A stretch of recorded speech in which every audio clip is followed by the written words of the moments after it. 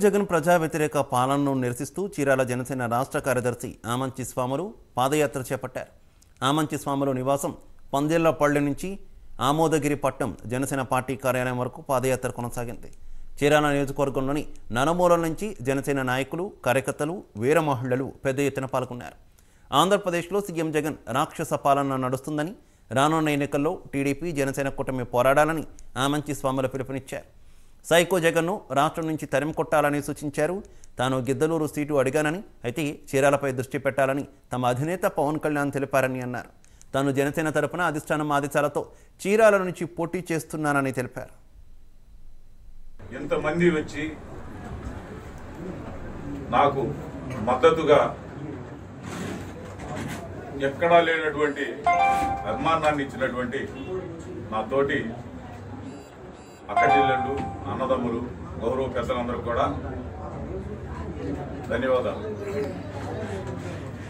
ఈ ప్రోగ్రాం పాదయాత్ర అనేది దాదాపు రాష్ట్రంలో ఎక్కడా కూడా మొదలు పెట్టలేదు.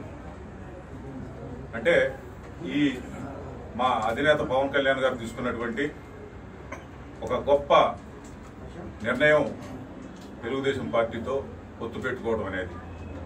ఆ పొత్తులో కార్యక్రమంగా ఆంధ్ర రాష్ట్రంలో ఎక్కడెక్కడ ఏ సీట్లు ఎవరెవరు కేటాయించుకోవాలనే దీనిలో ఎవరి కాళ్ళు మా అధినేతలు తలమునకలై ఉన్నారు. ఈ సందర్భంగా కొంతమందిని నియోజకవర్గాల్లో టికెట్లు ఎమ్మెల్యేగా నియమించడం జరిగింది. ఇంకా కొంతమందిని నియమించాల్సిన పరిస్థితి ఉంది. ఈ సందర్భంగా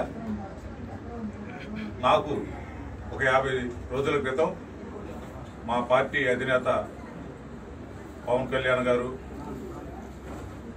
తర్వాత మాకు రెండో పెద్ద అయినటువంటి నాదెండ్ల మనోహర్ గారు నాకు ఆయన ప్రత్యేకంగా చీరాల నియోజకవర్గంలో టీడీపీకి కానీ జనసేనకు కానీ కొంచెం నాయకత్వం లోపం ఉంది, మీకు మేము సర్వే చేస్తే చీరాల ప్రజానీకం అంతా కూడా చాలా మంచి రిజల్ట్స్ ఇచ్చున్నారు.